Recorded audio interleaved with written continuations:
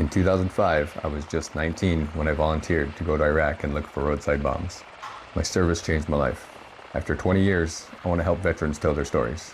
Grab your whoopee, sit back and relax. I'm your host, Joseph Yankton, and this is Rank and File.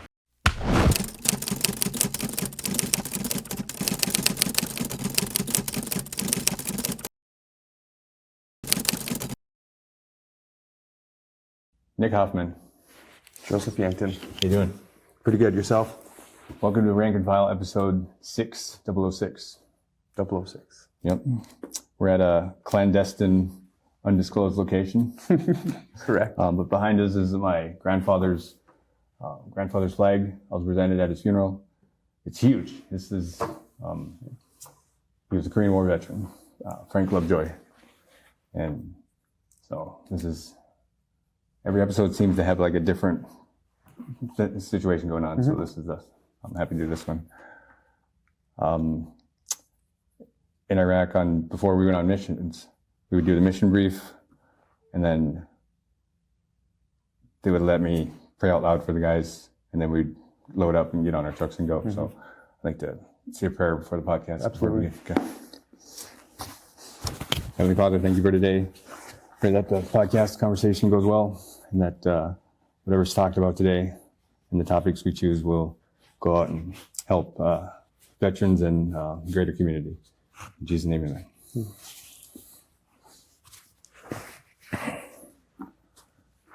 I have a gift for you. Okay. Yesterday was Pokémon Day. Okay. 30th anniversary of Pokémon racing. And we're going to open a Pokémon pack. Okay. And I've never done this like this, but you can pick whatever two we want to do. Okay. And then the lingo is, it's called a pack battle. Okay. So we'll see whoever gets the best card pull. Okay. Should we do those two? All right. Yep. Let's do that. Your Mega Evolution. I think there's like a gold card. That's the big pull. Okay. All right. So you're pro at this. I am pro at this. So you open the back, How would grab the shark fin, and then push the top forward. here? You start it. Okay. All right. So, all right. For everyone watching, top of the pack, I call this the shark fin. Grab the shark fin and just bam, get open. Okay. All right. And so we keep everything face down. Okay. Okay, this is your code card. This is for phones to scan, whatever. Put that Okay. away. Take the top card and slide it to the bottom. Okay. Okay. Flip it over. All right. So yeah, we'll just go one at a time. Energy.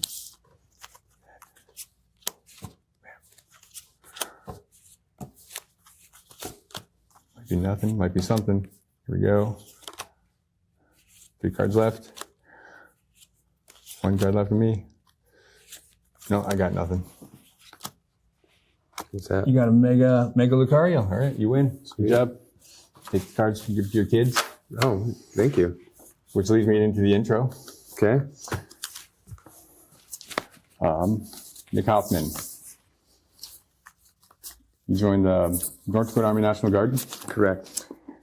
under the same recruiters I did. Correct. Oh man, there's some stories there. I would love to recruit him. Right? Yep. Mosier. Dale, if we can get you on this podcast, that'd be awesome. I have some questions for you about what you sent to me at basic training. Same. We're not going to talk about that here. Dale Mosier, North Dakota Army National Guard. You maintenance company, Grafton, Camp Grafton, North Dakota? Correct. Yep. Okay. And then it was called 3662 DSB. And you moved to Minnesota in 2008? Briefly in 2008. Yep. Okay. And then you and I were in the flood fight together with the 817th Sapper Company out of Carrington, Jamestown. Correct. Like a year later. Yeah. So Right. we moved back a year later. And you reclassed to a 12 Bravo, but you joined as a 63 Golf fuel electric mechanic. That was my initial MOS. Yep. When I in 2001, when I came back in to the 817th, I was a 63 hotel track vehicle mechanic. Awesome. And then we fought the flood together. You spent 14 years in the Army National Guard, got out as an E5. You're married 19 years. Congratulations. Correct. Thank you. That's a long time. You have 8 kids. Correct. 7 girls, 1 boy. Yep. Adopted. Yep. You have 3 grandkids. Correct. 1 on the way. Yep. Buckle up, people. 8 cats. 5 dogs. Yep. 8-month puppy. Yep. 6 snakes. Correct. Yep. 7 geckos. Yep. 6, 7. You know, Six, 7. 7. Yeah, okay. 10 tarantulas. Yeah. Ugh, yeah, I've been over to your place. That's Yeah. I think we're missing one. Like, don't even say that, Yeah. dude. Don't say that. Okay. And you have a side business. You made a couple of hats for me for the Sioux Mountaineer thing called Positively Perfect Designs, or Correct. Black Paw. Yep. And then our laser supply company is Black Paw Laser Black Paw Supply. Lasers, okay. Yep. You attended Lake Region State College for peace officer training to 2016. Yep. And you joined the Langdon Cavalier Sheriff's Cavalier County Sheriff's okay. Office. Yep. Cavalier County, Langdon, North Dakota. And you were one of the founding members of the SWAT team there. Correct. Yep. Okay. And now you probably serve as a school reserve officer. School resource officer. Resource yeah, officer. here in Wright County. Okay. And your wife is Hillary Owens. Or Hillary Hoffman. Yeah. So, okay. Wow. 8 kids. Yeah. Yeah. So what's harder, being a officer or being a dad? Being a dad. Yeah.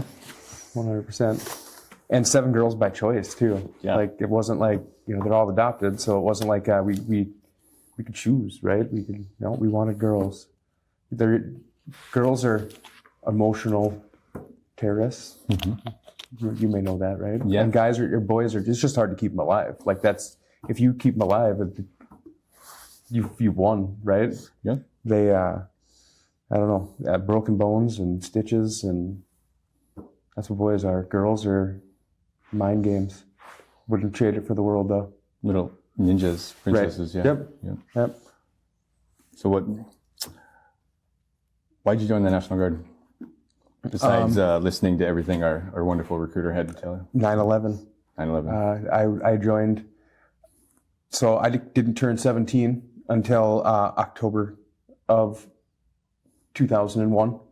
Obviously 9/11, 2001. By the time all the paperwork was done and I was sworn in was November of 2001. So 17 years old, junior in high school. And you did the split up. Correct. Yep. Yeah, Fort Leonard Wood. Yep. Correct. Went to basic training between my junior and senior year of high school. My unit got activated after I went to basic training, and I was absolutely just pissed because they would not let me go with, because I was still senior in high school, right? I hadn't even finished high school yet, and I hadn't been to AIT, but they wouldn't let me go with, and I was pissed, right? Like, I was willing to give up my senior year of high school but then they went to Fort Riley, Kansas, and never ended up getting deployed. They spent a year stateside working in the motor pool. Yeah. You wanting to go your senior year is actually the same thing that happened to me. I get a phone call October 2003, 141 gets activated. Yep. I get the phone call, and they're like, blah blah blah. Don't tell your family. Don't go to the media. This is just an alert for possible. Do you have any questions? And I said, yeah. Can I still go if I haven't been to basic yet? And when you enlist, when you swear in, that's your first day. So on paper, I'm a National Guard soldier. Right. But I'm an untrained National Guard soldier. Right. So they're like, wait a second. Is this specialist or Private Yankton? I'm like, yeah. We'll call you back. Right. A couple minutes later, no, you're going to report to Fargo Recruit Training Battalion. See, that wasn't a thing yet. Recruit Training Battalion wasn't even a thing when... Or RTC. RTC, yeah, Training Company. It wasn't a thing yet. So when I got the phone call, it was, hey, be out at Camp Rafton by 9 a.m. and tomorrow. I'm like, okay. I'm still in high school, so I went there. I spent a week out at Camp Rafton getting all of our equipment ready and packed up. And imagine making that phone call to your principal, being like, why weren't you in class today? Uncle Sam called? Like, So I missed I'm a week. soldier. Yeah, I missed a week of school. And then they all left, like literally, Joe, like they got in, we're talking the middle of winter, we're January or February timeframe. Mm-hmm. They drove soft top Humvees from Camp Grafton, North Dakota to Fort Riley, Kansas. Literally, they duct taped them into the vehicles to try to keep as much heat in these vehicles as possible. I remember.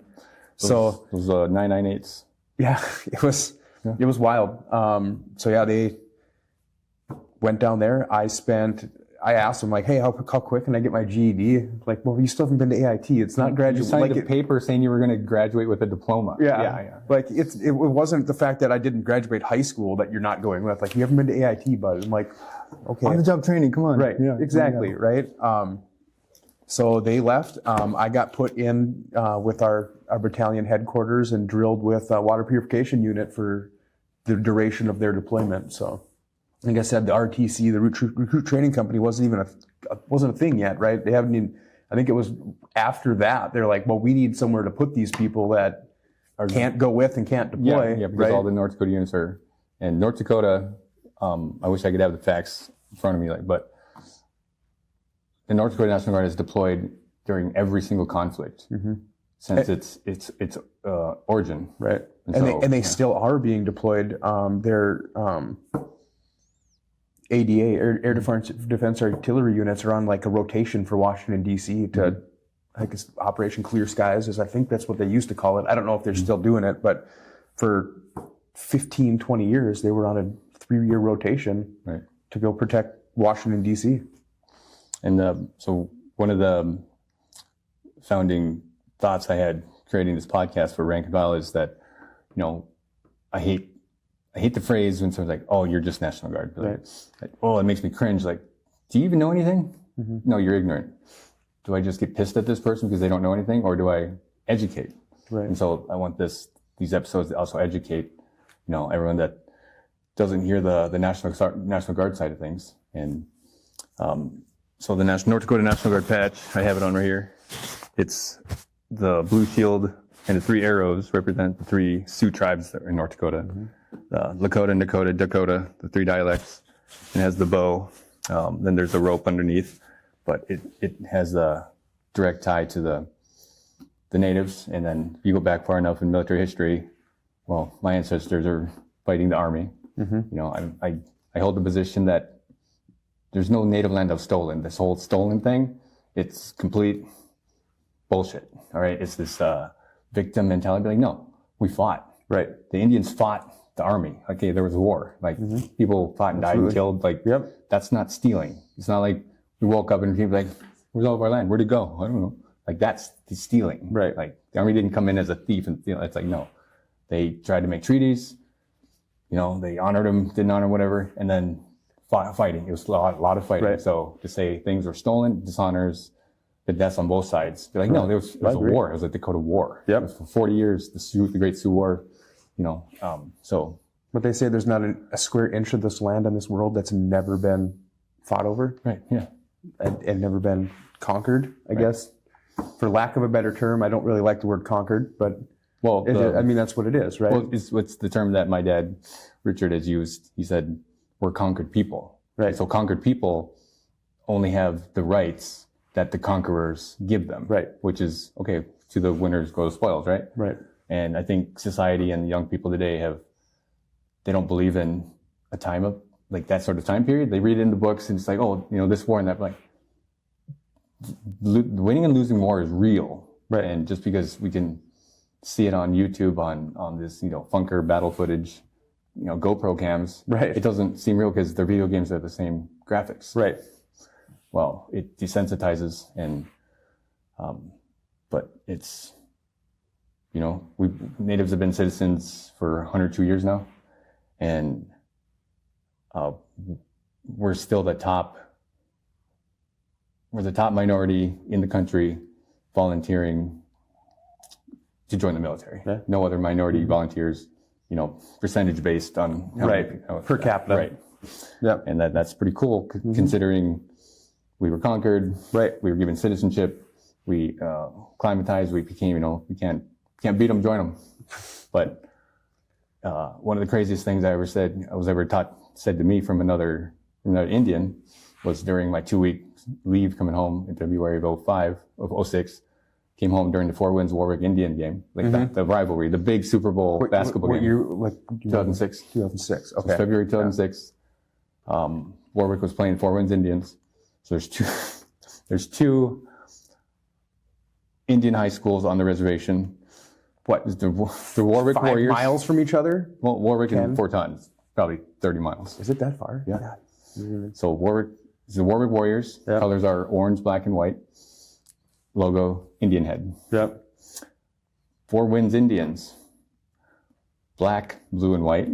It's like, well, it's kind of a beat up person, right? You're gonna, you know, those are, but also logo, Indian head. Indian head. So it's like these Indians versus those Indians, and I'm not trying to belittle it, but it's kind of funny. It's like, right. Well, we're gonna have this side versus that side. Yeah. Okay. But it's the big game. It's the big rivalry. And I showed up at my ACU. The only person who didn't know about it was my mom. And my dad was prepared. And so they were standing up and they were doing the player starting 5. Yep. And I stood in the corner and Dad's up there and he was definitely watching for me. And he saw me down corner and he nudged his mom. And she's like, what? And he's like, look. And she looks down and she just like, puts her hands on her face, like, oh my gosh. And then the 5 people that were between her and the aisle just didn't even matter. Like she just pushed it, just climbed right over the top of them. Yeah, exactly. And then she didn't let me go like the whole game. But during the concession, I went down to concessions and there was a young Indian that came up and he's like, can I ask you a question? I'm like, yeah, what's up? Why'd you join the white man's army? I don't know. The Black Panthers were full? Right. Like what? Like, you know, and I just looked at him and said, because we ain't got one, remember? Right. And it's like, well, he's in school. Maybe he hasn't been taught. Maybe that lesson's tomorrow, but okay, I'm going to give it to him. And he's like, well, and he didn't know what to say and he walked away, but I was like, wow, like that's his take. Like, right. What is that's wild to me. Like, why'd you join the white man's army? Like, because I don't think we're allowed to have one. Right. Yeah. I think there's some treaties or something about that. Maybe I don't know. Like, go look. I'm not very well versed in Native American treaties, but I don't think that they can have an army. Right. So if that young man or that man is watching this and you said that, you know, I don't know. I'd like to know where you're at today and what's going on. But that question has always stuck with me. Right. And I wasn't prepared for that one. Yeah. Yeah. But yeah, it was. We don't have one. Yeah, yeah. So that was 2006. Oh. But, yeah. So I don't know if I know you're aware of this. Like 6 of my daughters are Native American. Yeah. Yeah. 2 of which are from the same Spirit Lake. Mm-hmm. One of them's from Cheyenne River down in South Dakota, and then the other 3 are Turtle Mountain. Mm-hmm. So yeah. So it's we try to do our best to my cousins to keep up with their like. We homeschooled our kids during COVID, and art class was Native American art. Mm-hmm. Like we did beadwork. Mm-hmm. So my wife, the whitest woman you will ever meet in your entire life, red hair, mm-hmm. palest skin ever, like learned how to like do Native American beadwork to teach my kids. It's awesome. So very, very, I'm not Native, but I'm like very. You're honorary member in my tribe. Thank you. We try to keep that spark alive in our kids. So, and oddly enough, we did my son's DNA, and they don't differentiate between Mexican and Southern, Native Mexicans or Native Americans. Yeah, you know what I mean. It's the O blood type. Right. So he's 5% that too. So he's got some of that in him, but some spicy tacos. Some spicy, yeah, right? Yeah. Well, I say the only difference between the northern indigenous, Indians and the Mexicans is we like our tortillas a little thicker. We call them fry bread. Right. Yeah, it's like we went down and we're like, the heck is this thing? You guys have never had fry bread? You guys run low on flour and yeast? Like, why is it so thin? Oh. Like, what the hell? And that's like, no, that's on purpose. Yeah. That's on purpose. Uh-huh. That's some thin fry bread. Like, what the heck's going on there? Yeah. So, I think now would be time to give the other gift so this flag was given to me by the artist, my biological father, Bennett Breen, and I carried it. He gave it to me. He's like, "Hey, fly this when you get to the top." So you want to hold that side? Yeah. So I carried this, and I had this. We took a picture of this on top of Mount Hood sweet. in 2022, and so he wrote, Breen is in the last eagle feather right here. Yep. BRIEN, and I want to give this to you as a gift for your Dude, family. thank you. Like, I don't know if you went, like, I spent 5 years at UND as well. You know, So, like, this is, dude, thank you. Thank you so much. This will go up in my office. Yeah. I'll hang it up and yeah, we can fold it back up. thank you, sir. Is that actually in all of the, or you're, So the initial, you can look on. They changed it a little bit. okay. After, but the original concept that was given has it in the last feather. Really? And 'Cause then they've like- taken it out on Okay. other. Unlike the graphics, commercial, like your hat obviously wouldn't, it's too small to read it, but Yeah. That's awesome. Yeah. That's awesome. And this is the banned offensive NCAA logo. Yes. That is the NCAA corporate logo of the Ralph Engelstad Arena. Right. And I finally got to go. Yeah, I saw that. My fiance, we were able to. Yeah, You were able to do that. I saw the pictures and stuff, and that's awesome. Like, how impressive is that place underneath? Oh, I was fanboying out. I was going around taking pictures. Yeah. I looked like the biggest tourist. Yeah. I'm like, whoa, look at this. Hey, look at this. Look at this. So, when I was at UND, I was one of the undergraduate assistant strength coaches as an internship there, and one of my teams was a girls hockey team. They don't have one anymore, unfortunately. It's a travesty, but just having a key to the place, dude. Like just going walking around underneath there, it's insane. If you've never been to the Ralph Engelstad Arena in Grand Forks, North Dakota, it's like the Taj Mahal of college hockey arenas. And yeah, I mean, this may have been a little bit of a side quest, but to get on this topic, but No. other viewers of this podcast know that I usually wore a medallion. Yep. And I gave the medallion to one of the players after the game. Yep. And he said his grandfather was the one that approved the logo. That was No way. I swear to God. And he's Wow. like, your dad? I'm like, yeah. He's like, my grandfather was the one that approved it. And wanted it. I'm like, That's man, crazy. he's in his senior year Yeah. playing, and like he signed the jersey. Who was it? Um, Do you remember? terrible with names. Yeah. But yeah, it's Either way, that's awesome. The irony, right? yeah, it was so cool to meet because they said stick around after the game because I said on a lot of these Fighting Sioux pages on Facebook, I'm saying I'm going to my first game. I bought some tickets that someone resold, and it was awesome because it was also Star Wars night. Yeah. Of course, I had to go to my first game at Ralph had to be Star Wars night. Yep. And I like when they announce the thing, everyone says Sue, Sue, and my daughter, she's like, why are they booing? I'm like, no, they're not booing. They said Sue. Like, oh, that's what they said. I'm like, yeah, that's what they said. So that was pretty awesome. Which they're not the Sioux anymore. I think they'll always be. It's so Forever and always. as far as the NCAA is concerned, it's the Fighting Hawks. But Right. as far as everyone else is concerned, the Fighting Sioux. we're still the Fighting Sioux. Yeah. And to me, it's never been a disparaging thing. It's like even before, because I was adopted. Right. And then up until that point, like I never took any offense to the logo because the man who raised me, Richard, episode 2, he raised me he's like, you need to know who you are. Absolutely. And whose you are. Like it's not about people making fun of you. Like don't be getting mad when someone says goofy names. Well, is that who you are? No. Okay. Why are you getting mad then? Mm-hmm. And so he taught me to have a thick skin and not to take these slight, not to get pissed at every little thing because then you're not going to get anywhere. Right.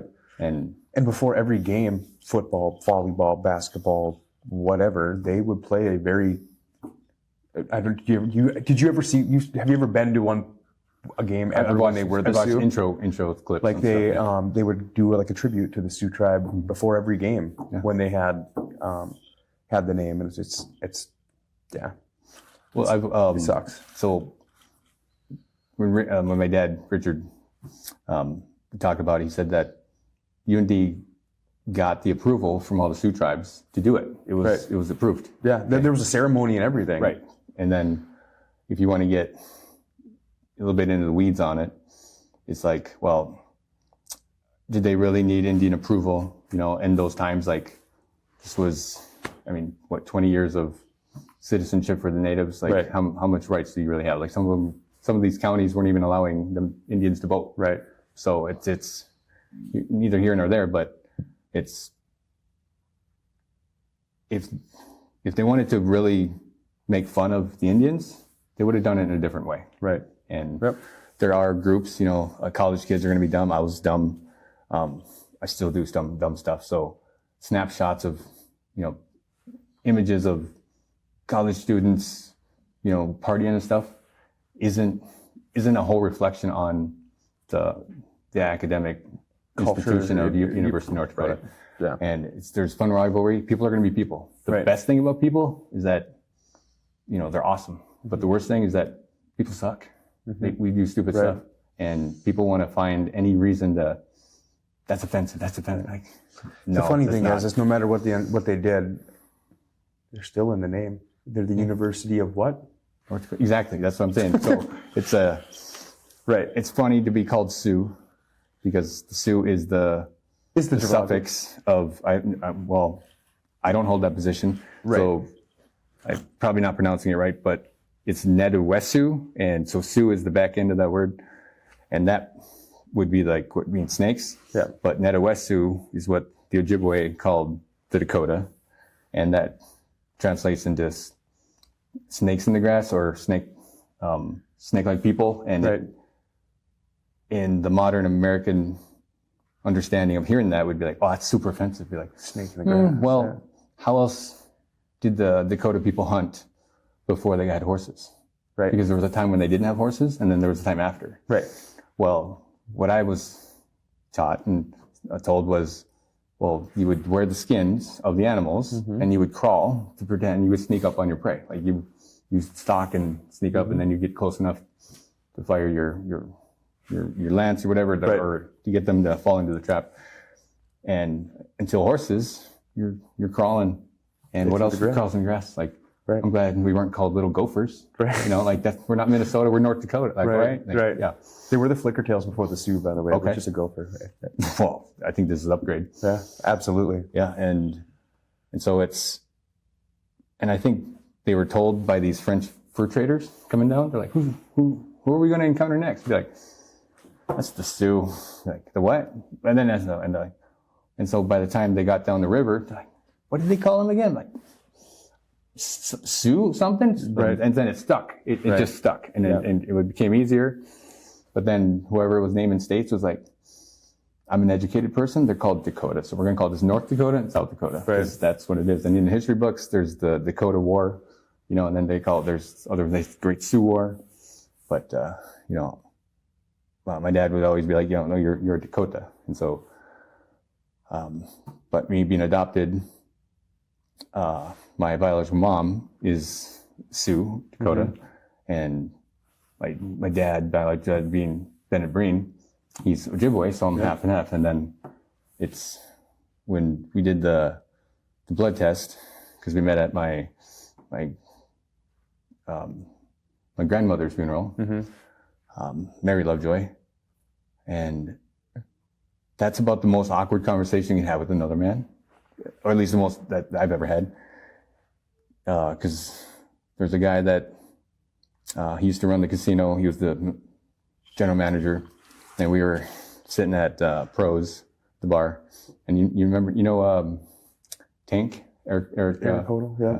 So he was there, and me and this other guy were drinking, and he's like, "So who's your dad?" I'm like, "What do you mean?" I'm like, "I don't know my dad." He's like, "What do you mean you don't know your dad?" I'm like, "I don't know." He's like, "Seriously?" I'm like, "Serious." And because he knew who my mom was, and he helped take care of my sister Nikki. She passed away in 2006. And he's like, "Seriously, you don't know?" I'm like, "No, I don't. Like, I don't care." Like, and I sort of accepted that piece of my life. Like, I don't need to. It's neither here nor there for me. Right. And then he's just like, well, I used to party with your mom. And I'm like, I don't care. He's like, not like that. You can believe me or not, but, you know, during these, you know, out in a field party or whatever, he's like, I looked out and made sure nobody was trying to take advantage of your mom. I was like, okay, well, thank you for that. And I have every reason to believe him. And then he's like, stand up. He's like, I know who you look like. Holy crap. He's like, you look like a Breen. I'm like, a what? A Breen. And I knew a couple Breens. And I was like, what? No way. And so like sitting at a bar drinking with the guy that's known, you know, by my biological side, gave me more information in a couple beers than I had all up to my life, you know? Right. And I talked to my biological mom about stuff that she would never tell. And then, so I look him up. He's like, oh, type in your phone. I grabbed my phone and I typed into Google Bennett Breen, and up popped the Fighting Sioux. I'm like, no effing way, man. Like, no,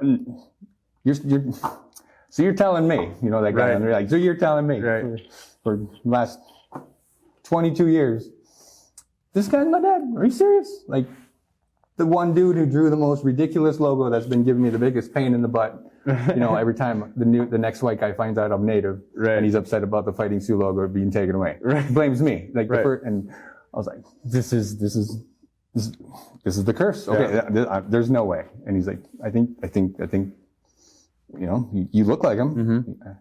And he's like, he's tall. I'm like, okay, he's tall, whatever. I tried to message him, you know, and I don't think he messaged back or added me on Facebook. Moved to Minnesota. That's word. I'm married. I have my daughter. Well, in the process, you know, you get asked about, do you know, does your family have a history of this or this or this? And if you're adopted, you're like, I don't know. I have no idea. Good question. And so that question became like a concern for my wife. She's like, well, we need to know if you have a history of these. I'm like, I don't know. And so she's like, I think you said that you thought maybe you knew who it was. I'm like, yeah, well, can you look into that? I'm like, okay. Well, I came home for my grandmother's funeral, and during the wake, I sat next to, I think her name was Teresa Breen, or Bill, and I said, hey, do you know when Bennett was going to be here? And like a couple of heads turned around. And I had no idea about the family connection at that point, or the family tree. And they're like, yeah, he's going to be here tomorrow. I'm like, okay. And so we do the funeral, and we're in the grave site, and I see him walking away. He's unmistakable. Like he was literally wearing the Sioux shirt. Like it was, instead of Fighting Sioux, it had the logo. It said Fighting Mitchiefs. It's like a Chippewa slang for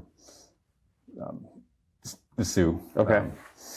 And I had a black suit on, you know, dark tie, you know, kind of like the stereotypical mourning attire. You know, you know, in the military, we're taught to dress appropriately for each occasion. So coming home for a funeral was wear a black suit. And I say, hey, I'm Joseph Yankton. He's like, oh, nice to meet you. I'm like, this might be the most awkward thing a man could say to another man, but I have reason to believe you might be my biological father. Who'd you say you were? Joseph Yankton. And so he asked me a couple more questions, and he's like, so what do you want to do? I said, well, I don't want anything. I have a daughter, and it'd be cool to, you know that you have another granddaughter, and that, you know, she has a grandpa, and that I don't care whatever happened before. I just our relationship starts here forward. Like whatever it is, I don't care. He starts today, and he's like, okay, well, how do we do that? And I knew about a saliva blood test thing. So I sent him his. Mine came in the mail. Did mine. Came back 99.99% match. Like, that pretty safe to say that's dang. So that's crazy.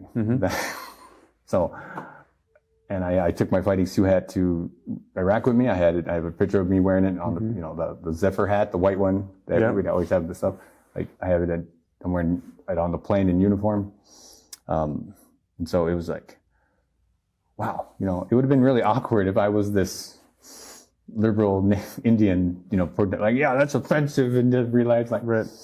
That's my dad. Like that's awkward, Yeah. But so that's really fun. And then, when the ACOS, we're supposed to be telling your story, not mine. Yeah. When ACOS 164 got the Meritorious Unit Citation Award, Yeah. I had him come down, and so there's this picture of all of us, and it's the only one who wasn't there was my biological mom, but it was me, Mom, Bonnie, Richard, Bennett, my 2 kids, my sister, brother-in-law. It was like, wow, it's wild how things, you can't make up what's going to happen in the future. You don't know what's going to happen 2 months from now. It's going to be way wilder than you can even imagine. That's, and so and I was afraid I had some fear going into this, like, is my dad going to feel weird about me pursuing who my real father, like, that's not the terms. But no, he wasn't. Like he's a secure man, and he's a Christian man. Like he knows who he is, and so his identity isn't wrapped up in trying to be like, I'm the only one that's just right. Like, no, it's not that. Right. So having a mature, rock solid, parent, father that didn't give into that nonsense was huge. Yeah. And you mentioned the term like real, right? Real. Yeah. Like interesting. It's a funny little interesting story about that. It was probably 3 years ago. Somebody had mentioned to my 22-year-old daughter, who we've had like the shortest period of time. Like we adopted her when she was 17 years old, right? And we didn't even do it the normal way. Like so adoption through foster care can take 2 years from like, yep, they're ready for adoption to finalization of adoption, right? Well, she's 16 years old at the time, right? 2 years, she'll be 18 years old. Like we're not going to do that. Like, is there a quicker way? And we asked the tribe, is there a quicker way? Like, we could adopt her through the state of North Dakota. And the tribe's like, what are you doing next week? What do you mean? Just come out here. We'll just do it through the tribe, right? And as a white person, right, that doesn't happen. Like, that doesn't happen, right? It's hard enough to adopt a Native American child when you're not Native American, let alone they're like, what are you doing next week? We had already adopted her sister. Natives to adopt white kids? What's that? You think it's just as hard for Indians to adopt white kids? I would say it's probably harder. But sorry, I don't know. But it's called the ICWA, Indian Child Welfare Act, right? Yeah. They do their best to place them with Native American families before white families. But we had already adopted her little sister, and they're like, well, what are you doing next week? Or maybe it wasn't next week, but it was like a month later. We go out there, we right then and there adopt her through the tribe. And then fast forward a couple years, this was like 2 years ago. She was having like an emotional time, and something about real dad, the question about real dad came up, right? And she's like, what do you mean real dad? Well, real dad. And your real dad. And someone else said that. Someone else said that to her. Your real dad. She goes, Nick is my real dad.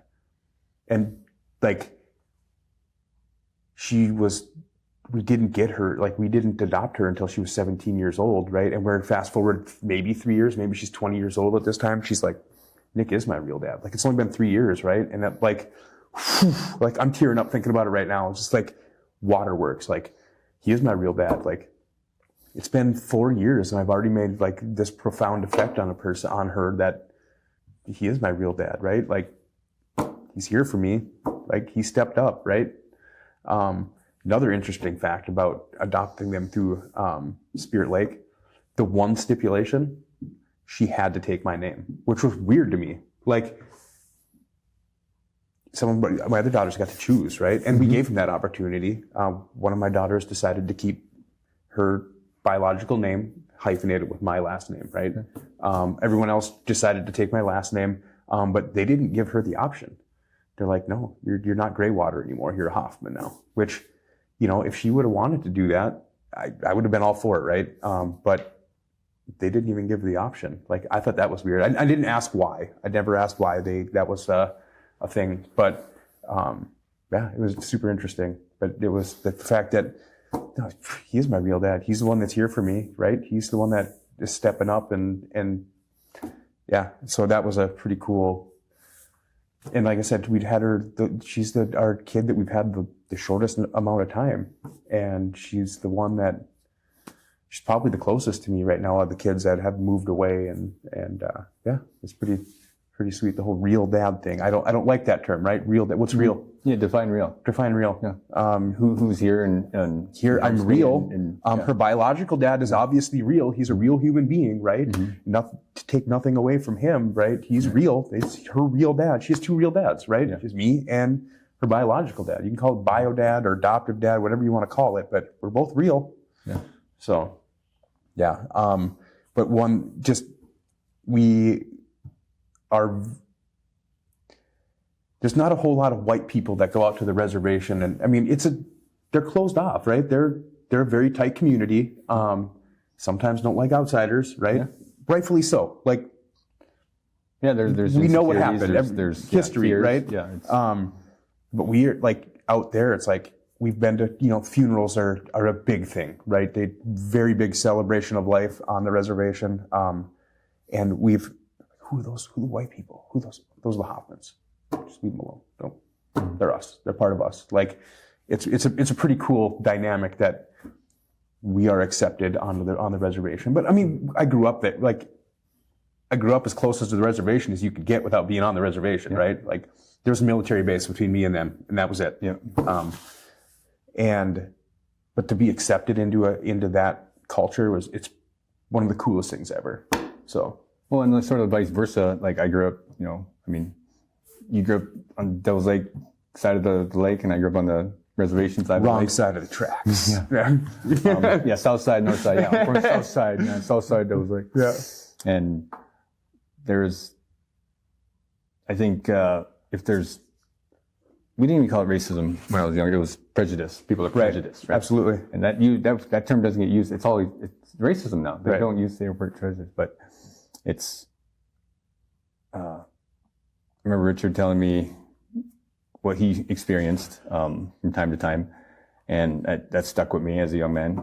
And so I would go into a store, and he said that Indians need to keep their hands in their pockets because the store owners would follow. And it's like, well, that story references one time, one situation, probably 15 minutes of time, and like zoom out, right? Like, okay, that one instance, maybe the guy was like, I shouldn't have done that, and maybe he felt really bad. So it's like, these anecdotal stories and moments. It's like that was a moment in time, and you can't let that one thing categorize this whole person's experience, and so you can't just demonize someone for one thing.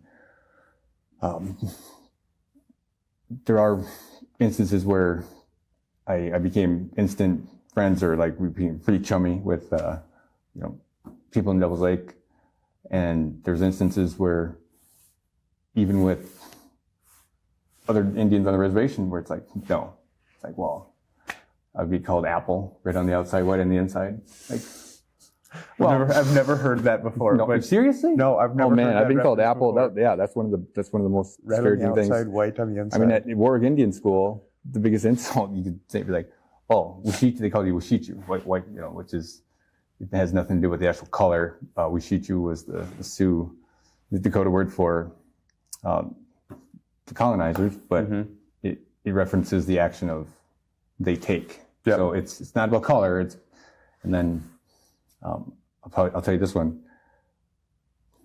Dakota Indians didn't know black people existed. They didn't know about Africa. They didn't know about the darker, like it was, and so the name for the black soldiers was Washichu Sapa, which is Washichu, same thing they take, Yeah. but it's there's black, white man, you know, The it's black, yeah, white so it's man. like, Yeah. there's the ones who take, and then there's the ones that are Black darker that take. because the army hired.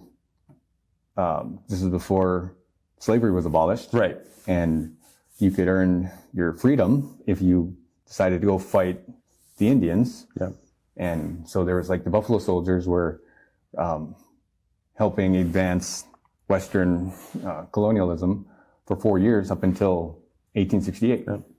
And so when I see the VA, and I have nothing against, Buffalo Soldiers, everything, but like in that brief time period, it's like, well, they were fighting Indians. Everybody was fighting Indians at that time. Right. So can I make merch and can I sell merch at the VA Right. with like, Custer's Last Stand, like Custer's last battle, stating like, well, we won that one. Can I? Right. We weren't friends yet, Right. America, but yeah, like you wanted our land, but you didn't want us, Right. And so it's like, okay, that's a snapshot in time, and I'm a history buff, so I know all the details about what was going on in that time, Yeah. and it's like, I know, okay, yeah, everyone was hating on Indians at the time, and then, but to be the Washichu Sapa, it's like when it was told to me, I was like, why? Okay, I guess what would the Indians call all the other people of the world that they don't know exist? You don't know what you don't know. Right. And that was fascinating. And but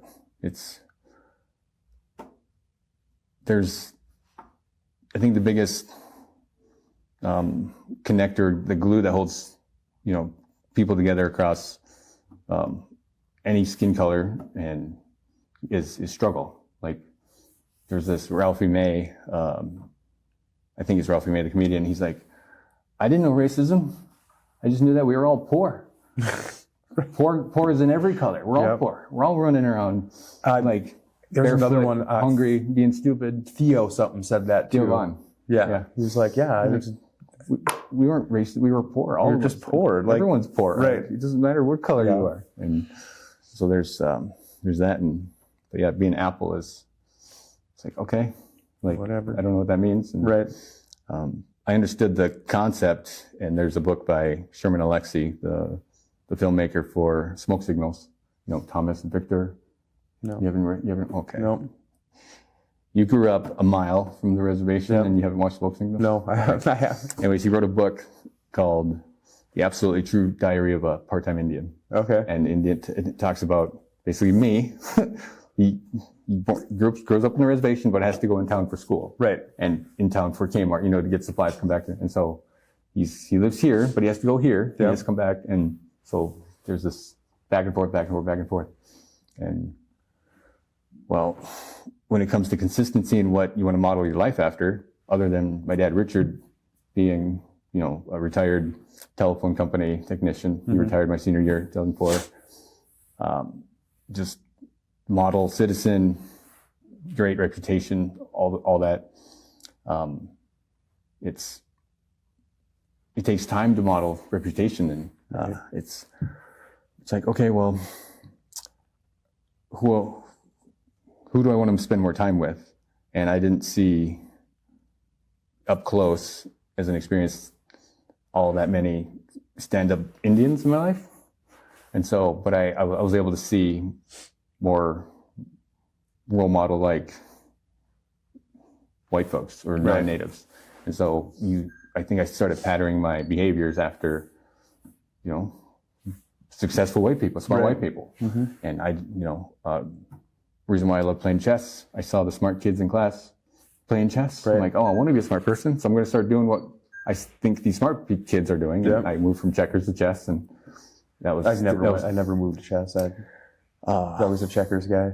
Oh man, Philip Kenner taught me how to do this 4-move checkmate in 5th grade. He ended up coming from the elementary over to middle school because he had to debug the Mac computer or whatever. Like so he was teaching the teachers from elementary. Yep.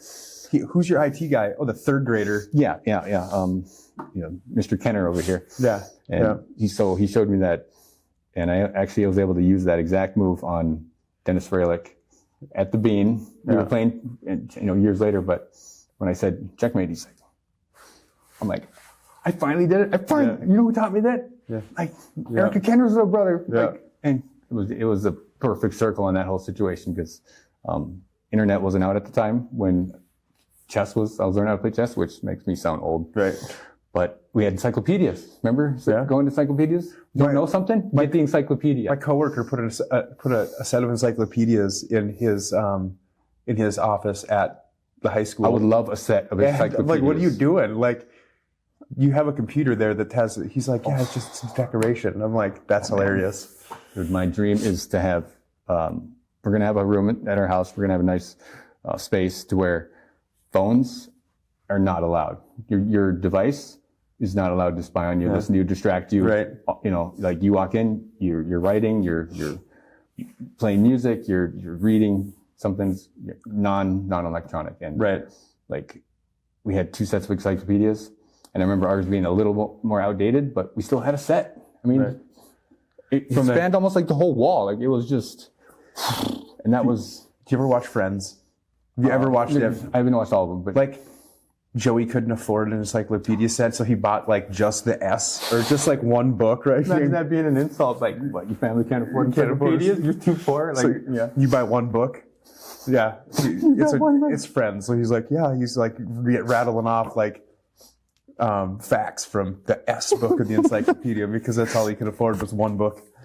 Oh, that's good. I remember saying, which I've heard the kids say this a lot now, and I don't think I've replied with it, but my dad would say, go read the dictionary. You're bored? Go read the dictionary. Go learn what words mean. Yeah. Go expand your word base. You say you're bored? Okay, go read the English. Go read the phone book. The what? Oh, dude. Yeah. Well, my dad was a telephone guy, dude. We had... okay. So I tell people, like, there's my sister and I, 2 very, very different people.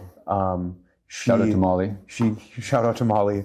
She got in trouble a little more often with the parents. But there was one time, I don't know to this day, I don't remember what I said to my mom.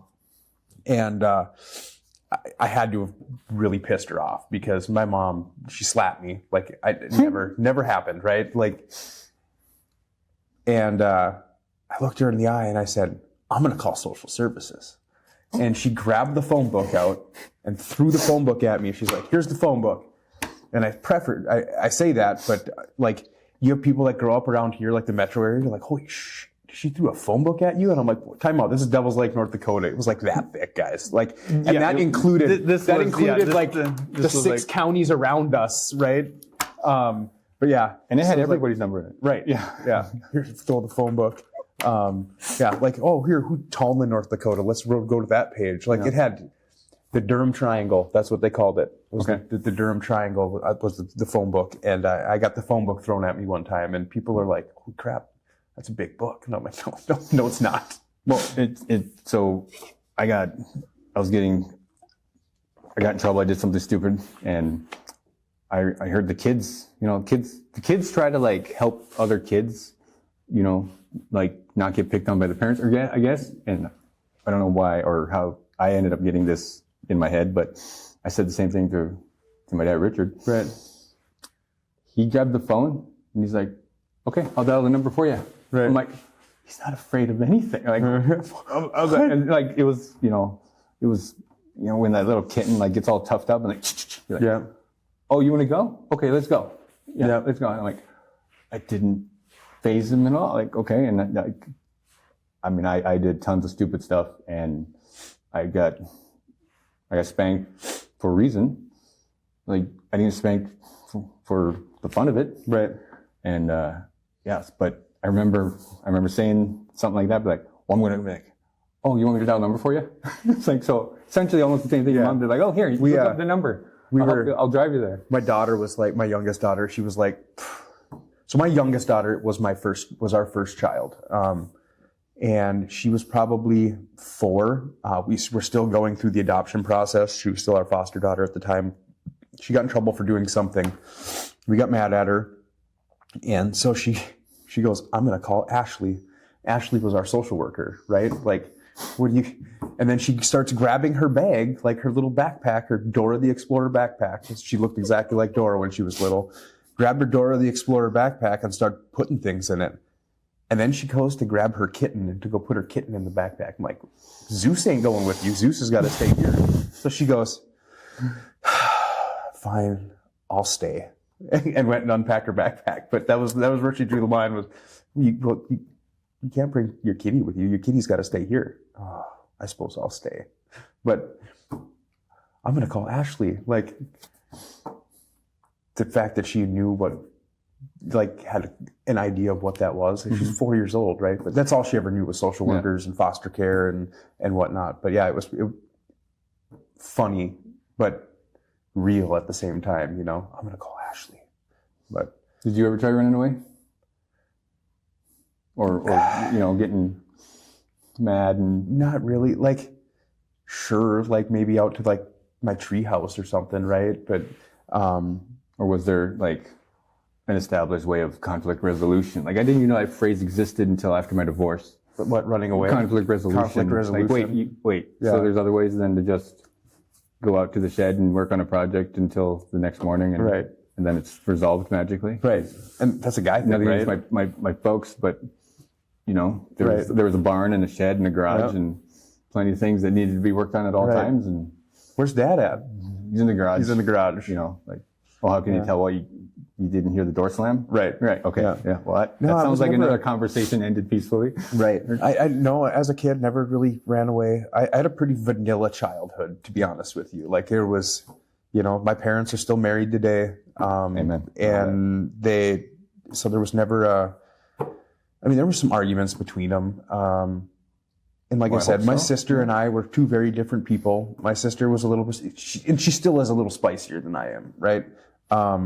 She spoke her mind when it came to my parents. I didn't, right? But Respect even for your then, like, elders. I don't think, like, we never, like I said, we had a very vanilla childhood. We were raised, you know, in a very conflict-free household. Like, however, Violence-free. Yeah. violence-free. I don't know where it comes from, but we are a very loud family. You've met my sister. You've met me. We are loud people. Yeah. My parents are loud people. My wife, exact opposite. So, like, I raised my voice, right? Like, it would never even cross my mind to ever, like, raise a finger to any of my wife or my kids or whatever, right? But I can get loud. Mm-hmm. And when we first started dating, when that side of me first came out, kind of scared her a little bit, right? Because her family, like, you don't raise your voice, you don't. But going to, like, family events, like, we're just loud people. Like, it's not that, like, even when we're not even loud when we get angry. We're just loud people, right? So what would the kids use to do it? They'd be like, "Why are you so extra?" Yes. That'd be one of the I'm words, a little right? extra. Yeah, you're a little Yes, extra. I'm a little extra. But yeah, no, like, so my parents were loud. They yelled, you know, but I never thought about running away or anything like that. How did your dad handle the situation? So did you ever hear, like, wait till your dad gets home? Was there, like, these like so, you know, I got 3 kids now, and there's a level of escalation of force. Like, any sane person put in a position of leadership and authority and responsibility and care, it's like there's an escalation of force. Only psychos go to the number one. Right. Yeah. Shoot to kill. Right. And it's like, hey, don't do that. Hey, can you please stop doing that? Hey, if I have to get out of this chair and then, like, I'll be honest with you. one, Like, I'm terrified of my dad to this day. My dad's bigger, like, not bigger than I am. Like, he's skinnier than I am, and, like, but he's taller than me. My dad has had abs, like, visible abs, my entire life. Like, he's never worked out. Like, he's always had, like, physical labor jobs, right? So he's in good. shape. Like, well, good diet. my grandpa looked like frickin' Popeye. He was a painter, right? My grandpa was a painter by trade. So he had these forearms. They're just massive. Like, Nice. he was just intimidating. Like, my dad had never hit me, never, but I didn't want to go there. I didn't want to find out because I knew I'd probably get my ass kicked. Well, there's a Garth Brooks song, "The Night." It's the whole situation of dining room table, him having two other brothers, him being the youngest, calling his dad out, and his the two brothers like, but he remembers watching his brothers crawl in the screen door, and his dad's like, all right, let's go. And he called the old man out, and they went outside, and sure enough, he crawled back in the house, just like his brothers did. No, like there's a Garth Brooks song, like it's on the album. Yeah. Like I couldn't believe it. I just never pushed the buttons to. never wanted to find out. Yeah, I knew what the result. Like, right. I never wanted to reach the find out phase. Right. So I didn't do the. Don't mess around. Right. Don't start none, won't be none. Right. Yeah. That's how I phrase it to the kids. Like. Right. Yeah. Hey, repeat the next phrase. Right. Don't start none. So I never effed around because I didn't want to find out. Because I knew what finding out would be. Well, and it's young men. This is my thought process. Like, they need to know a sort of a reserved level of like, if you continue down the path, like we're in training mode right now. Right. But once you leave this training mode, the real world's out there. If you don't learn to handle this situation within its parameters, the next situation is going to mess you up. That's my conversation with. Are you going to survive that? So I'm a school resource officer in middle school, right? And like that's an everyday conversation with me. Like, you're 10, 11, 12, 13 years old. Like, you have kid consequences right now. In a few years, you're going to have adult consequences, and if you do this as an adult, like, this is what's going to happen, right? Like, it gets very real, the path you're going down, or, it doesn't even have to be a path. Like, the decisions you're making have a lot bigger consequences when you're an adult, or even just when you're an older teenager, right? Well, how are young people supposed to be taught authority and consequences of not listening to these rules and stuff if an adult with, the permission to provide the consequences isn't at least a little bit, like, how do you teach fear without being evil? Right. Like, you're not, like a good parent is going to, like, know where the line is, and it's like, okay, it's not going to be like, I'm not stepping over. It's like, no, I know where the line is, and I need to try to raise my children in such a way to where they also know where the line is, and that the line is real, but you never want to go there.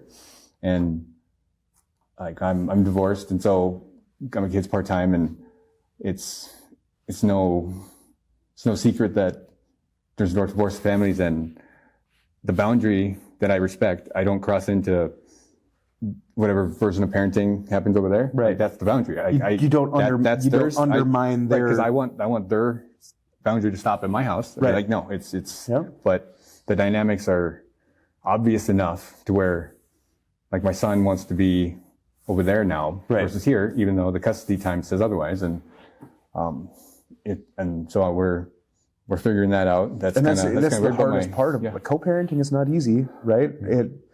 You got to figure out how to respect both parties, dynamics, way of life, teaching styles, parenting styles, right? And then you said you were in like a special needs, like, supervisor position. So I was before I was at a middle school as a school resource officer, I was at a setting for, it's called a setting for behavioral, mainly behavioral kids. So some of the kids that I had were essentially incarcerated in a, it's not really even a group home. It's like if you think of like a workhouse type, like a minimum security detention facility, right? Group home? Yes and no. Well, I mean, there's a cafeteria, like it's almost like a military barracks, right? They live in a dorm, essentially. They go to school, all go to school together. Isn't that called infantry school? Right. Yeah, basic Fort Benning School for Wayward Boys. Yep. So before I was at a middle school as a school resource officer, I was there, and interact with a lot more at-risk youth, because they're all at risk, right? They're there for a reason. They're there because something happened in their life to get them to that point. And, you know, It's usually can be like a parenting situation that a lot of times, yeah, parenting, absent parents, right? Most of them had, their parents were just absent. A lot of them came from the metro area, car thieves, stuff like that, right? Now they're sending them out to the middle of nowhere. This school was, I should say middle of nowhere because we're from North Dakota, right? Anywhere within 100 miles of the Minneapolis area is not the middle of nowhere. You've never been to the middle of nowhere until you've been to the middle of nowhere, North Dakota. Like, so my dad, Richard, he ran the whole reservation as a single telephone technician. Right. And there'd be people that would call in, and the dispatchers would say, like, can I have your address? And they're like, oh no, Richard knows where I live. They're like, well, we want to send somebody, like, well, no, Richard knows. Like, Richard knows. True enough, he did. But a lot of these little back roads didn't have formal addresses. We had a P.O. box for the longest time in St. Michael, and then suddenly the road we're on has this number, and it's funny enough, my grandfather ran, he worked for the Spirit Lake, it was Devil's Lake Sioux Tribe. Devil's Lake Sioux Tribe highway department, road department, and turned Hart Road, you know, it's Hart Road. It was a fire break. Yep. It was literally only a trail, like a truck trail. It was called Fire Break Road for the longest time. Yeah. And then it got turned into a serviceable gravel road. Yep. And then, but he ran bulldozer and made that into a thing. And then when I came home from Iraq in 2006, it was paved. I'm like, oh, now it gets paved. Are you serious? Like, so like I wanted remember that road to be paved so long. My address growing up is not an address. What's your address? Rural Route 5. Box 53. Like, what does that mean? It means that rural route for the post office, I was the 53rd box. Like, where's that at? Well, it's the 53rd one. Like, like I don't know, Mom, Dad, how did you tell people we didn't have an address? Like, where do you live?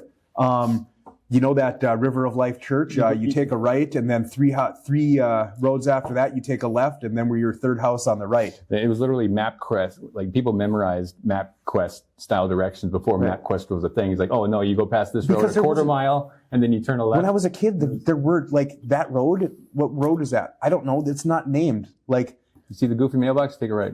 Yeah, there's Dane Cook. If you've gone over the railroad tracks, you've gone too far. Right? Like, well, you don't. We didn't have addresses. Like, smoke signal. The two guys get arrested and they're in jail and they're getting questioned by the guy. And he's like, "Where do you live?" I live where the moon touches the horizon. It was like this goofy, just like wild. Like, I have heard that clip before. I live where the sun touches tomorrow. Yeah, we didn't. And my wife does. She does TikTok, and she made it. We were up. Oddly enough, we were up at Turtle Mountain a few months ago. 2 months ago. Oh, not even. Turtle Mountain. No, we never even made it to the reservation. We made it to Rolla. My daughter's little brother killed himself, unfortunately. So we were up there for his funeral. But we're driving back, and it's blowing snow, right? And I look around, and I'm like, you don't know You've never been to the middle of nowhere until you've been to the middle of nowhere in North Dakota. Obviously, there's like middle of nowhere Alaska. Like, I'm not going to take away from that, right? There's middle of nowhere. Before we moved down to the Minneapolis area, we lived 60 miles from the closest Walmart, dude. Like, in the United States. There was one 12 miles away in Morden, Manitoba, but we won't go there. You can't. That's a different country, right? The Mounties, man. But do not say F the Queen. At least at that time, apparently a couple guys were detained over the weekend because when they service an arrest where they say in the name of the Queen, and the drunk Americans that were being arrested or whatever said F the Queen. They're like, you guys are keepers. We're going to keep you over the weekend because they insulted the Queen. That's a big deal. You don't do that. So no, we lived in the middle of nowhere. We lived in the middle of nowhere, and people around here they don't get that concept. Like, what do you mean? I miss it so much. Absolutely. I'm going back. If they could pay me what I make here up there, I'd move back in a heartbeat. Yeah. I didn't know how lucky it was. I remember being young and just wanting to be in town with my friends, be able to ride a bike on pavement. I got tired of falling off my bike, getting gravel embedded permanently into my legs, and just not having because I watched all these TV shows in the 90s of kids just going down the street, down the block, and I'd go in town, I'd be like, oh wow, this is so awesome. Right. Now I live in cities and I'm like, I just want to go back home. Which I have 40 acres. We're planning it. It's like where we live it's now. I wish I could take time machine, go back and just smack myself every time I wished. Shut up. Yeah. I kind of have the best of both worlds where I live right now. I live on like a 1 acre wooded lot, right? Like most of the year I can't see my neighbors because the trees. Or is it the bus that you're parked for your family commuting vehicle? Right. Yeah. Well, we sold that. We did have a 15 passenger van at one time. You did. But no, I can't see my neighbors most of the year because there's trees. That was the biggest concept, the craziest concept. Trees, dude. What are trees. Those? Right. North Dakota, trees. Yeah, stump jumpers. Minnesota stump jumpers, yeah. Yeah. Oddly enough, the only people that ever got trees in North Dakota are the Indians. Yeah. Well, yeah, the untouched. The untouched. They other than that, like everywhere, there's no trees. Now, if I can move to northern Minnesota, in the woods, that'd be the ideal place to be. Just in the woods somewhere. I love the middle of nowhere. Go find out where Josh Duhamel has his cabin and the other celebrities. Go hang out. These liberal celebrities living up in northern Minnesota where all the conservatives are. Right. Yeah. We hate these values, but we're going to go live where they live. Yeah. Well, wouldn't that... Do you know that his... are they married now? I don't know if they're married or not, but his girlfriend or wife is Native. Josh Duhamel's former Miss North Dakota, but she's Native American. Yeah. Cool. Yeah. So, I knew that the fire chief, I'm not trying to fanboy out here. This is just information I was told. His grandma was a florist in Devils Lake. Yeah, yep. And then when she was put in the nursing home, Heartland Care Center, he would come in kind of he was tall. Everyone knew, you cannot pretend you're not Josh Duhamel. But he played on these early soap opera, and they had a picture of him. And it had To My Favorite Ladies or whatever on the wall at the I think it was Kranz's Floral. Yep. And so I worked at Heartland Care Center, one of my first jobs, and I got told that story. But I was like, well, I don't know who that guy is, so whatever. Right. But then I'm on the Devils Lake Fire Department, and the fire chief, Corey Meyer, he said, I played basketball against him in Minot. He played for Minot basketball. Yep. And his teammates said he would shower before the game and do his hair. That doesn't surprise me. Which is that makes stylish. He worked on his showmanship. Right. Like that. Hey, look where it got him, right? Well, it worked, yeah. I mean, he knew where he was going. Yep. So, and that's Dude, it's so crazy. You just referenced Devils Lake Fire Department. You and I have through the years kind of checked out the same boxes. Right. I was on the Devils Lake Fire Department for years. Well, we were raised in the same community with similar values. Right. Yeah. The middle, the middle of nowhere, right? People. Everybody knows everybody. If you can do something, you should do something. Right. So I was in my middle school, doing they called it the legislative forum. So they had a bunch of local lawmakers here. It was after school. I was working, contracted to be there through the sheriff's office.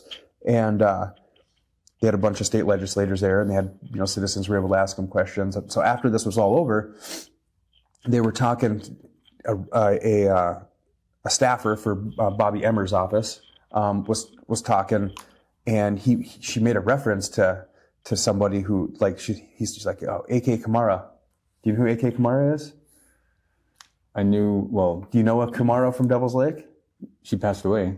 Okay, his older brother. Princess Kamara passed away a couple years ago. Yep, her older brother, Abdul, A.K. Kamara. Okay, yep. He is a bigwig up in the RNC here in Minnesota, and he was working with Bobby Emmer's office. I'm like, hold on, did you just say A.K. Kamara? Abdul Kamara? Yeah. So I didn't know him as Abdul. Right. He goes by A.K. now, which is funny because, when I said we were talking about diversity and Native Americans, We grew up with Cowboys and Indians. Native Americans were the only people of color in Devils Lake, North Dakota. Yeah, we had Cowboys and Indians. Like, But then there was Abdul, right? He was the token. well, okay. Good dude, but he was like We had the Chattel family. Chattel Patel. right. Yeah. Right. So it's like, yeah, we didn't- there was Cowboys and Indians, and then there was like very small. one black we family? had out of the minorities, there was natives were not the minority in Right. North Dakota. Right. Yeah, there was. But like in Devil's Lake, North Dakota, like there was literally, I went to school with 2 black people, Yeah. right? I joined the military, dude. Like it was eye-opening, right? Like Well, between people who don't know where Devil's Lake, North Dakota is, and if you don't want to look on Google, we sit between 2 active duty Air Force bases. One's in Grand Forks, North Dakota, an hour and a half one way. And the other one is Minot, North Dakota, active duty Air Force base, 2 hours the other way. Midwest directions, by the way, is time, not distance, right? We measure. Parsecs. We measure distance by time. Like how long does it take to get to somewhere? Yes, Right. 2 hours one way. Hauling ass without getting pulled over. So it's between 2 active Air Force bases. 90 miles one way and Yep. 120 miles the other way. Yep. But we managed to just escape extra diversity. It was just Right. Cowboys and Indians. We maintained our own little Wild West. Yeah. And we're like, you're not native. But yeah, Like, his what's name going on? came up, and I'm like, dude, he was the one minority in our entire town. But when I went to basic training, like obviously that was me experiencing diversity. Culture shock. It was. Yeah, well, it was same here, man. I went to, so my AIT was at Aberdeen Proving Grounds in Maryland, the Edgewood area, like Maryland. probably the most ghetto military base that like they have training on. Like I don't know how we didn't even have a PX, dude. Like Fort Riley was it was the bad worst for me. So we had our class had 13 people in it. There was 4 white kids. 4. Like we were the minority in my AIT class, which was, and then we had one guy that was from the Baltimore area, right? Like 30 minutes down the road. So we finally get our privileges, right? I can't remember phase red yet, or I don't know what the phases were. Do you remember? blue, red, gold, was it red, gold, white, and silver. blue? I don't know. So We finally had got our privileges, right? We got to leave base. We got our civvies back, and we're like, well, what are we gonna do? And the guy's like, wow, we're gonna go to a cookout. I'm like, a what? Cookout? Like, what are you talking about? yeah, we don't use that word in North Dakota. Right. Cookout. So he goes, yeah, we're gonna go back to my place, right? And we're gonna hang out with my family. We're gonna go to church, and then we're gonna have barbecue. Okay. He goes, but you got to wear this. And he throws me these baggy jeans, an oversized T-shirt, a do-rag, and some Timberlands. And I'm like, why? He goes, you ain't going there dressed like that. Right? So I'm like, Okay, Eminem, buckle up. Yeah, right, okay. right. So we Slim Shady. Let's go. we're in the back of his older brother's car, and like I said, we're talking about a white kid from North Dakota that's never experienced diversity in his life. Outside of watching Michael Jordan play basketball and enjoying the heck out of all that, Right. Not knowing there's like, And wait, I don't know. right, any we're in Michael Jordan's. We're in Baltimore, and I start looking around, and I'm like, one of these is not like the other, right? But dude, talk about the like coolest experience in the world. Mm-hmm. Like, I was raised Catholic, hence sign of the cross when we prayed before we started, and you should see what a Catholic. I wish I could have like seen myself like third person of what I looked like as a Catholic for the first time in a Black Baptist church. Well, yeah. It was an experience, dude. Like I was like, oh, what's going on? There's a little extra Holy Spirit in There's a little extra. There is. Yeah. And dude, I was all for it. Like it was awesome. One of the best experiences of my life, and eye-opening. Well, Assembly right? of God was a little too much for people. Right. It was like the Pentecostal. You should go to a like, Black Baptist church as a Catholic, and that's all you know. And dude, like Devil's Lake should get a Southern Baptist church. that'd be awesome. That would Never fly. Like a lot of people would learn real quick. right, but it like the military. That's how I learned like culture and diversity, and I think everybody should be able to experience something like that in their life. Maybe not join the military, but there's places like there's no diversity in some places. Like you said, even Native Americans they're a minority, but Yeah. No, we were really. we were the second majority leader in the area. Right. Yeah, we didn't feel like a minority. Right. Yeah. I mean, basic training was. I went from reservation, North Dakota. You know, it's us guys and those guys. Yeah. And going down to basic. The only other native was my drill sergeant. Drill Sergeant Shade Monday, which is retired Command Sergeant Major of the Army. What was his name? Shade Monday. Shade Monday. Munday, and he was the only other native because he had South Dakota plates, and he looked native. Right. And he could run 2 miles, 8 minutes, 40 seconds. At least that was the story at the time. And he was the only one to successfully talk smack effectively to me because he knew what would work. And I've had during racist day training, which I talk about, they broke everyone up into groups, and you know, the white guys, the Mexicans, the Puerto Rican, everyone got separated into their the most racist version group they could pick. And I was standing by myself, and Drill Sergeant Dixon, female black drill sergeant, she comes up to me, she's like, "What are you?" I was like, I'm Indian drill sergeant. She's like, "What?" I'm like, "Native American." She's like, "Go stand with the Asians." And I'm so confused. I'm looking around, like, because I'm hearing, you know, you got the white drill sergeant in front of the black guys just saying all the words, saying all the things.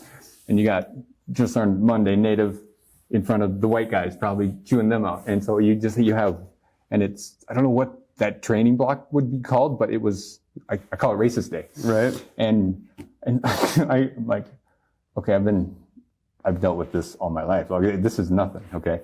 So I go over and I stand with these Asians, and they're like, "You're not Asian?" I was like, "Yeah, I'm like 4 feet taller than all you guys." Right. And that bad impression, but I was just like, "Yeah, I know." And Drill Sergeant comes over, and she starts trying to make fun of the Asians, and I'm like, just unaffected. It's like, just nothing's hitting, nothing's landing. I couldn't believe what was happening. I was so like, this is the funniest thing I've ever seen. Right. And then she looks at me and she tries like, "Oh, are you native? You're gonna go build me a teepee with your bow and arrow?" Do you want me to? This is not your thing. Like, you need to go home and try again. Like, this is not landing. This is not. Clearly, you're inexperienced. Like, I felt, which I could be offended that they've been so inexperienced with natives that they don't even know how to offend a native. There's a version of racism in that. Yeah. Like, you've been so unaffected by natives. You don't know how to make fun of them. Did you tell her to go over there? You just go walk away. Just go over there. But just on Monday, he only talked straight to me one time, and it was during the last run, and I was dying. It was over the course of 15 weeks. I went from 142 pounds to 185. And so my body was constantly just breaking, you know, I was building muscle, but I didn't feel it at all for a single moment. I didn't feel strong. And that last run, he already went down and back like twice during this 2 mile run. And he came up and he's like, "If you don't pick it up, you're not going to pass." And then he just cruises, just like, oh crap. He talked to me like a normal person. He didn't yell at me, which makes you freak out. Like the only mode for drill sergeant is yelling. Right. And that's your comfort level. That's how to communicate. It gets into scary mode when they're like normal. They talk to you. What? And so it hit the fear factor in my brain, produced a little more adrenaline. I was able to pick up my pace, and I passed the standard by 20, 30 seconds, whatever. But I barely passed that last one. But if he wouldn't have said, "You need to pick up a pace, you're not going to pass." Oh, like, wow. Yeah. Okay. But then he also said that last day so my dad, Richard, he got a golden eagle feather, and him and the company commander, who was Puerto Rican, he's like, I want to present my son with the eagle feather, you know, alongside you, sir. And him being, I don't know if he understood I think he did. His language is a little broken, really heavy Puerto Rican. And so there's a picture of the training or the company commander and my dad standing next to it, and my dad's holding the eagle feather to give to me. And then, just on Monday saw that when I was picking up the duffel bag to leave with my parents. He's like, "Oh, you a Eagle Scout now? You take your eagle feather and go away?" I'm like, "Yeah." Yeah. I'm willing to say. Yeah. But you could stay here. I wanted to say more, but I was. You got nothing over me anymore. But the last thing he said to me was still a little, Little jab. which hindsight's probably like, in the military, the worst things the guys are going to say to you, they always say to your face, because they say nice things behind your back. Right. Yeah. It's just the opposite. Yeah. So of course, he wasn't going to say anything nice to my face. Right. And then I saw him in Iraq. A joke. No joke. So literally I was graduated October 29th, 2004. And the drill sergeants all said this to us. They're like, we're going to see you over there. We're going to see you over there. Not. The planet's huge. They're not going to see me anywhere. I'm National Guard. I'm going back to Mexico. You're not going to see me anywhere. Drill Sergeant Noah was on the route clearance team coming from Baghdad to Balad. Found out he was there. We emailed a couple times. And they would do the changeover in Taji, the turnaround point. And then DFAC 3, which is right by our hooches and Anaconda.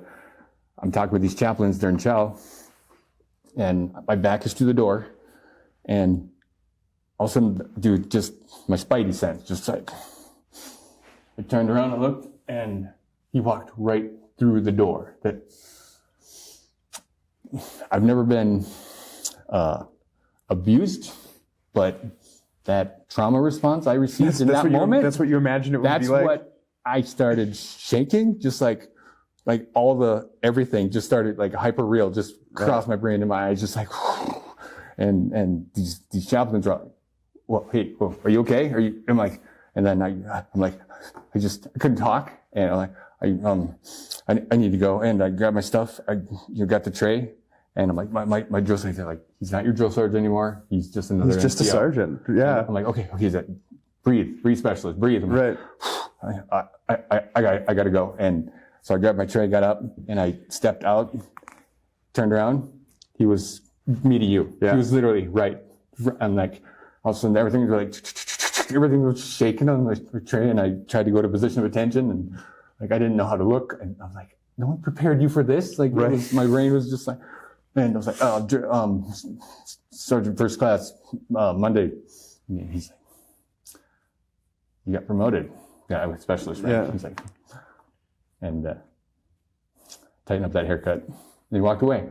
I literally just got my haircut like that day. Like I had the and I'm like everything was going wrong, and my engine was just not. It was just like he poured sugar in my gas tank. Nothing was working, and I went and dumped the tray. And but that's what they do. I think that, which is probably sounds like it's a funny story, right? But yeah, mind games. There's no way. I'm like, okay, guy, do you think that's funny? That's what you wanted to do? Yeah. You wanted to send me to Iraq, and have me see, like the most traumatizing event for my deployment was seeing my old drill sergeant. Okay, no, it's like I'd take another IED blast on my Buffalo versus that shit again. Yeah. No, send me. He's confronted my abuser. Put me on a route clearance mission. I don't want to see this guy. Yeah. But at the same time, like, you went, did you go to, were you at OSA at one station? Yeah, it was all one right. thing. So you're more likely to run into your drill sergeant than I would be. Like mine, like I went to infantry, regular basic training, and then, obviously went somewhere else, right? So you had drill sergeants with like the CIB or EIB thing? Yeah. So the most starched, just dude, those BDUs. Yeah, they could probably walk themselves. Dude, those uniforms, dude, the multicam today, the Scorpion and Ace, like that's all garbage laundry. Mm-hmm. The most professional soldier look in my brain, it will always be that starched BDU. Like you graduated basic training wearing BDUs, right? Yeah. So what did you do the last 48 hours? Before graduation, I can tell you what we did. Smoke sessions like no other, and we were finalizing our AC or our Class A. Because they said we're not going to have garbage walk across our parade field. Yep. Like, you were not going to graduate looking like garbage. And polishing our boots. Oh yeah, mail time, dude. And spit polish. Oh, like I hate you should see I have cowboy boots on now, but my work boots that I wear as a deputy. like you can see yourself in them. There's and people are like, how do you know how to do that? Like, what? I'm like, I'll tell you what. Trauma. Hours and hours and hours. If I wasn't cleaning weapons, I was polishing my boots. It was either this or push-ups. Yeah. Yeah. If I wasn't cleaning weapons, I was polishing boots. Right. And so I think the method of that training and how and what, because everything had to probably be explained at some point for some Army psychologist to be like, okay, why is this training plan like this? You need to define it, like explain it. And looking back, it was super. It's like, no, this creates discipline. This creates a sense of style and pride. This creates a professional look. This creates, like everything you did that we were taught. And, I think the Army lost in these new uniforms. It was discipline, pride, honor, respect, self-care. You look good, you feel good. Right. Okay. And one of the most interesting, like being in a maintenance unit, you had formations, opening, closing formations every day, right? But you had your parade boots, and then you had your formation boots, and you had your work boots, right? Like, but the worst thing is like there's days like we had to go change uniforms. Like we're all covered in grease. Like, what's your overalls? I'm like, you do know overalls aren't waterproof. They're not oil proof, right? Like if you splash oil on you, it's going through your coveralls and onto your uniform. So we always had an extra uniform everywhere we went. So we had our locker, right? What's in your locker? A full uniform and in my boots, right? Because we had steel toe boots we were required to wear, but we had to change our uniform just to go to formation. So let me tell you, on Sundays when you went to church. And we had to change before we went to church too. Okay. Yeah. And so it was a nothing burger to have that sort of mentality. Like, no, you came home from school. I bought those clothes for you to go to school in. Go change the other clothes before you go back outside. Go change your outside clothes. Yep. Yeah. No, those are your school clothes. No uniform. It's just random, whatever. But it's like, no, I spent this amount of money for, like, you can wear your Indian clothes. Back, we had these are your white boy clothes. Put them in your white boy closet. Sundays we had to change. We came in our formation uniform, changed into our coveralls and whatnot, and then for formation we would change out of our coveralls and into our formation uniform again. But it's funny because, like I said, you get dirty underneath your coveralls, right? Yeah. There's some guys that if it was hot out, coveralls with underwear under them, not even wearing a t-shirt. Like, I don't know if would that fly in the regular Army? Would they lose their shit if you weren't in uniform under your uniform? There was times where I remember hiding my Polypro, which for new soldiers, like you have the waffles now, which is an amazing thing. That was like, oh my gosh, the waffle, thank you. This is actually a legitimate piece of winter gear. And then the silks, but we had Polypro, which is puffy. It had to be about that thick. It made you look like you gained, 10, 20 pounds. Walk around like a marshmallow. So there was no way to hide that you weren't wearing your Polypro under your uniform. Yeah, it's like wearing a sweatshirt. But I'd roll it to where I'm like tucking it into the zipper top. Like I can't let it show out of my brown t-shirt. And then for me, like that t-shirt had to be tight. I couldn't have that loosey goosey and then sometimes I would rip the tag off. I had to wear the shirt backwards. And you could always tell because it was like a straight line when you're wearing your shirt backwards. So like, appearance was a big deal. And that's one thing, like even to this day, like even in law enforcement, like some of the things they tell us, like it's presentation over comfortability, comfortability, right? Like you can't wear that shirt because it's not authorized. It's like, well, it's 20 below outside and I'm freezing, right? Like, so utility over, day, yes. And, it's girls go, they dress to look good. Right. Guys will dress purposely. Like, and I was telling Ellie, I'm like, Ellie, I was like, do you wear leggings? Can you wear leggings with pockets, please? So you can like carry something. So you can carry your own stuff. Well, it's like she has a phone now, and we went into Walmart and we were getting stuff for her little sister's birthday, and I'm like, all right, I'm gonna go over here. And I just assumed she had her phone, and she waited because we had to go get like a birthday cake while little sister was distracted. And I came back and I'm like, Ellie, where's your phone? She's like, it's in the car. I'm like, you didn't have your phone?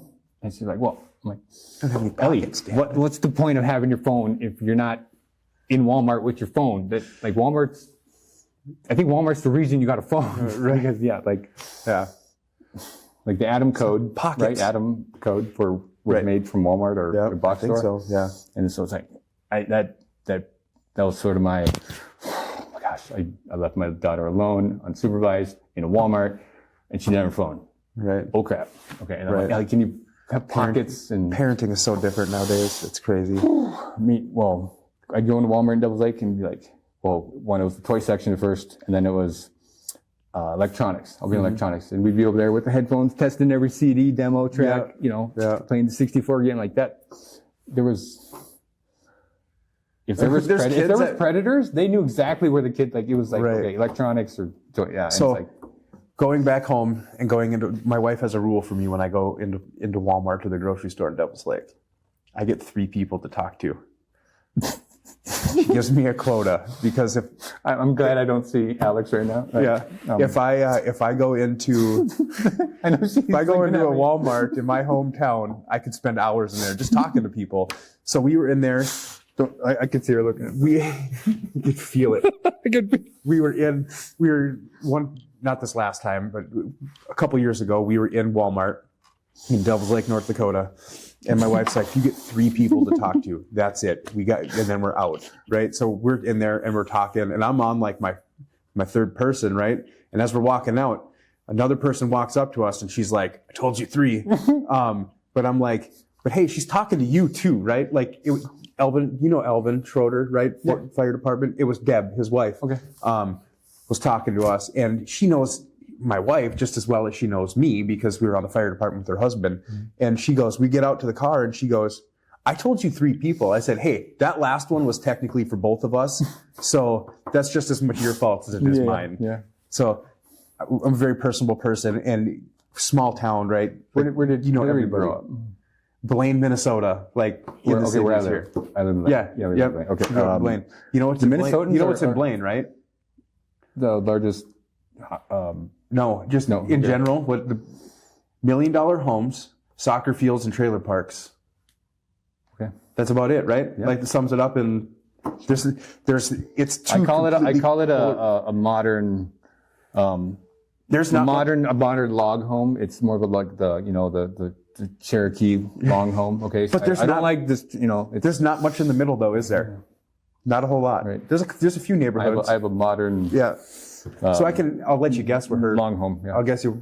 Let you guess what part of the Blaine her parents live in. $1 million. Yeah. Okay. Well, that's cool. Yeah. Well, it's not a $1 million home, but it's pretty close. Yeah. The lakes, where the lakes are at. Yeah. Yeah. The golf course. They live like 6 blocks from the golf course. Well, yeah, we went fishing towards around fall, and then it only took us like 10 minutes to get to. I'm like, whoa, this is like where are we at? Like this, They live on a lake that you can't even have gas-powered motors on. All electric, man-made lakes. Okay. Yeah. Okay. Bougie. Sounds good. Yeah.